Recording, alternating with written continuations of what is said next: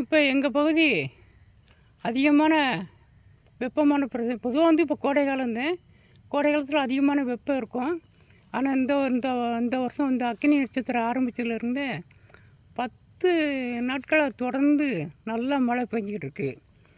அப்போ அந்த மழை நேரத்தில் என்னென்ன பிரச்சனை வரும்னா, சளி சம்மந்தப்பட்ட பிரச்சனை வரும். அப்போ அந்த நேரத்தில் பார்த்திங்கன்னா இந்த பூக்கள் வந்து அதிகமாக நமக்கு பூத்துருக்கு. அப்போ இந்த பூக்கள் வந்து நம்ம பறிச்சிட்டு போய் கொதிக்க வச்சு நம்ம சுக்கு மிளகு சேர்த்துக்கலாம். நீங்கள் சேர்க்காமலேயே இந்த பூக்களை நம்ம கொதிக்க வச்சோம்னா கலர் பார்த்திங்கன்னா நீல கலரில் நல்ல புழு கலரில் நல்ல ஒரு வாசனையோடு அந்த கஷாயம் வரும். அதிகமாக சளி தொந்தரவு உள்ளவங்க சுக்கு கொஞ்சம் மிளகு சேர்த்துக்கலாம். இல்லைன்னா ஒன்றுமே வேண்டாம். நீங்கள் நம்ம சளி பிரச்சனை இல்லாதவங்க கூட இந்த சீசனில் வந்து நம்ம வரது இந்த பூக்கள் என்னென்ன பூக்கள் இருக்கோ அதெல்லாம் நம்ம பறித்து நம்ம கஷாயம் மாதிரி குடிச்சிட்டே வரலாம். இது குடிச்சிட்டு வந்தோம்னா சளி உள்ளவங்களுக்கு சளி பிரச்சனை தீரும். தைராய்டு சம்மந்தப்பட்டு தீரும். இதை சாப்பிட்டவங்களுக்கு வந்து பார்த்திங்கன்னா அப்படி இல்லாதவங்களுக்கு வந்து இனிமேலும் அந்த சளி சம்மந்தப்பட்ட பிரச்சனை வரவே வராது.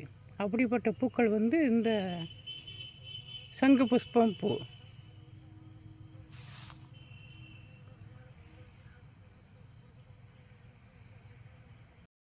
அனைவருக்கும் வணக்கம்.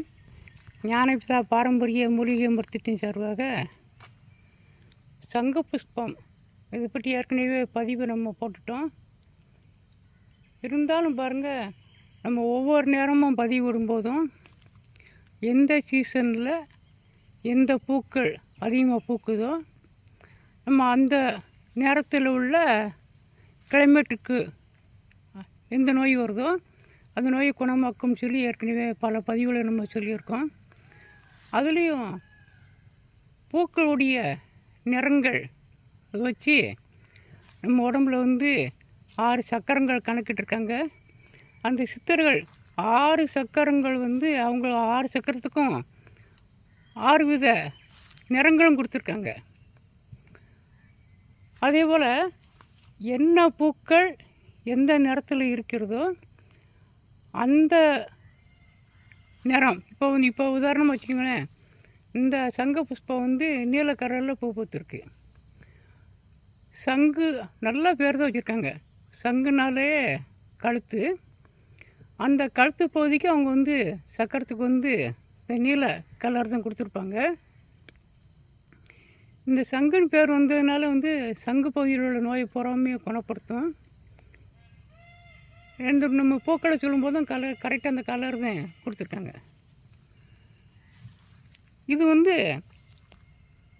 அதிகமாக சளி சம்மந்தப்பட்ட பிரச்சனை, தைராய்டு சம்மந்தப்பட்ட பிரச்சனையை குணமாக்கும் இந்த பூக்கள்.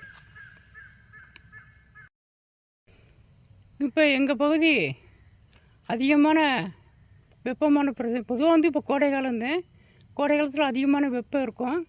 ஆனால் இந்த வருஷம் இந்த அக்னி நட்சத்திரம் ஆரம்பித்ததுலேருந்து 10 நாட்களாக தொடர்ந்து நல்லா மழை பெஞ்சிக்கிட்டு இருக்கு.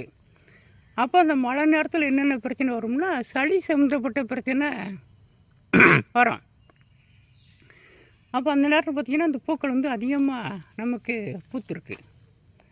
அப்போ இந்த பூக்கள் வந்து நம்ம பறிச்சிட்டு போய் கொதிக்க வச்சு நம்ம சுக்கு மிளகு சேர்த்துக்கலாம்.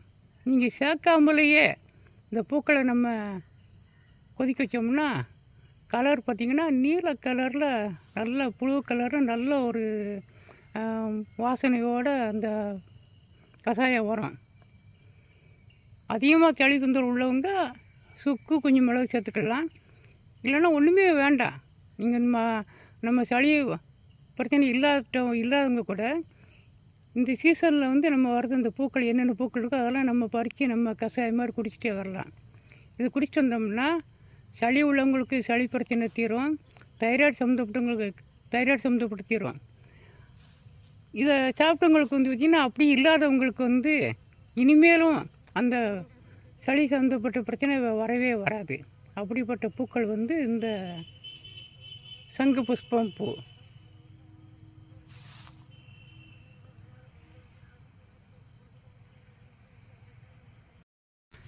அதே போல் பார்த்துக்கோங்க, காட்டு பிச்சிப்பூ பாருங்கள் நிறையா பூத்துருக்கு. அப்போ இந்த ஒவ்வொரு பிச்சிப்பூ, மல்லிகைப்பூ அப்படின்னு ஒன்று ஒன்றுக்கும் ஒவ்வொரு குணங்கள் இருந்தாலும் இந்த காட்டு பிச்சிப்பூக்கும் ஒரு தனி மகத்துவம் இருக்குது. இந்த ஏரியாவில் நிறையா காட்டு பிச்சிப்பூவும் பூத்துருக்கு. பக்கத்துலேயே சங்கு புஷ்பமும் பூத்துருக்கு.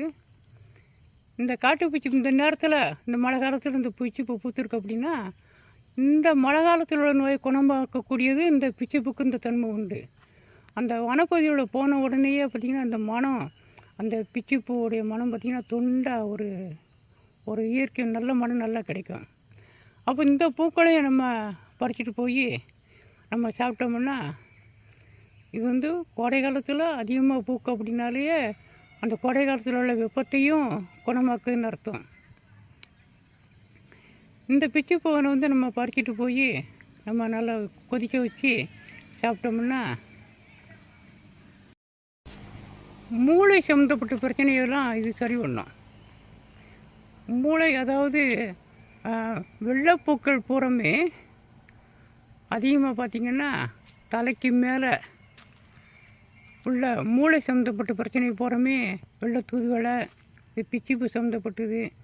அது மாதிரி மல்லிகைப்பூ பார்த்திங்கன்னா இந்த கோடை காலத்தில் தான் அதிகமாக பூக்கும். அவங்க தலையில் வச்சாங்கன்னா அதிகமான இந்த வெப்ப நேரத்தில் குளிர்ச்சியை கொடுக்கக்கூடியது. அதே நேரத்தில் குளிர்காலத்தில் போய் அந்த மல்லிகைப்பூ வச்சாங்கன்னா அவங்களுக்கு வந்து ஜலதோஷம் அதிகமாக பிடிச்சி அப்போ பல தலை சம்மந்தப்பட்ட நோயெல்லாம் வரும். அதனால் எந்தெந்த சீசனில் என்னென்ன பூக்கோ அதை நம்ம கவனமாக கையாளணும். இந்த பிச்சிப்பூவும் நமக்கு இந்த பூத்திருக்கனால, அதாவது காட்டு பிச்சிப்பூ, இதை நம்ம சாப்பிடும்போது இந்த பூக்கள் பார்த்திங்கன்னா பறிச்சிட்டு போய் இதையும் சாப்பிட்டோம்னா தலை சம்மந்தப்பட்ட பிரச்சனை, நீர் சம்மந்தப்பட்ட பிரச்சனை, மூளையை, அதாவது இந்த அதிகம் வெப்பத்தினால மூளை இந்த பைத்தியம் பிடிக்கிற நிலைக்கு போகிறது அத்தனையுமே இந்த பூக்கள் வந்து சரி பண்ணும். யாகோப்பு வைத்திய சிந்தாமணி இளநூரில் இந்த சங்க புஷ்பத்தை பார்க்க சொல்லும்போது, எந்த நோயாக இருந்தாலும் சரி அந்த நோய் உள்ளவங்களுக்கு இதோடைய வேரை அரைச்சி வெந்நீரில் குடிக்கும்போது பேதியாகும். பேதியாகும்போது அது சம்மந்தப்பட்ட நோயும், அதாவது பேதிக்குன்னு தனியாக சாப்பிடும்போது பொது உடலை சுத்தம் பண்ணாலுமே இந்த சங்க புஷ்பத்துடைய வேரை நம்ம பயன்படுத்தும் போது இந்த நம்ம எதுக்காக வேண்டி இப்போ தோல் சம்மந்தப்பட்டதுன்னு வச்சுக்கோங்களேன், அப்போ அந்த மலச்சிக்கல் பிரச்சனை வந்தால் தான் தோல் சம்மந்தப்பட்ட பிரச்சனை வரும். அப்போ அந்த மலச்சிக்கல் பிரச்சனையும் தீர்த்து அந்த தோல் சம்மந்தப்பட்ட பிரச்சனையும் தீர்க்கதும் இல்லாமல் 4448 நோயும் குணமாகும்னு சொல்லியிருப்பாங்க இந்த ஒரு வேருக்கு. அதனால் இந்த சங்கு புஷ்பத்துடைய வேரை நம்ம எடுத்து அதை பவுடராக்கி வெந்நீரில் சாப்பிடலாம். இல்லை நம்ம கஷாயம் வச்சு குடிக்கும்போது பல நோய் குணமாகும். அப்படி அற்புதமான இந்த அது கொடியாக தான் போகும். அதோடைய இந்த விதைகள் அந்த இருக்குது, பூக்கள் நிறையா இருக்குது. அப்படி அற்புதமான ஒரு மூலிகை வந்து சங்க புஷ்பம். இப்போ அதை நாங்கள் இந்த கோடை காலத்தில் இப்போ கிட்டத்தட்ட இருக்கேன், நிறைய அந்த பகுதியில் இருக்குது. நம்ம பறிச்சுட்டு போய் கஷாயம் வச்சு நம்ம குடித்து பயன்படலாம். இது போன்ற மருத்துவ பதிவு நிறையா நம்ம போட்டு கொடுக்கணும். நம்முடைய சேனலை பதிவு பண்ணி பார்த்துட்டு வாங்க. நன்றி, வணக்கம்.